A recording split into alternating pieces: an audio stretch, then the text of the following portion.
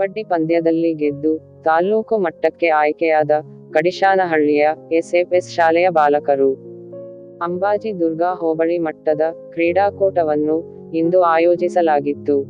ಈ ಪಂದ್ಯಾವಳಿಯಲ್ಲಿ ಭಾಗವಹಿಸಿದ್ದ ತಾಲ್ಲೂಕಿನ ಕಡಿಶಾನಹಳ್ಳಿಯ ಎಸ್ಎಫ್ಎಸ್ ಅನುದಾನಿತ ಶಾಲೆಯ ವಿದ್ಯಾರ್ಥಿಗಳು ಕಬಡ್ಡಿ ಪಂದ್ಯದಲ್ಲಿ ಅಮೋಘ ಸಾಧನೆ ಮಾಡಿ ಭರ್ಜರಿ ಆಟವಾಡಿ ಪ್ರಥಮ ಸ್ಥಾನ ಪಡೆದು ತಾಲ್ಲೂಕು ಮಟ್ಟಕ್ಕೆ ಆಯ್ಕೆಯಾದರು.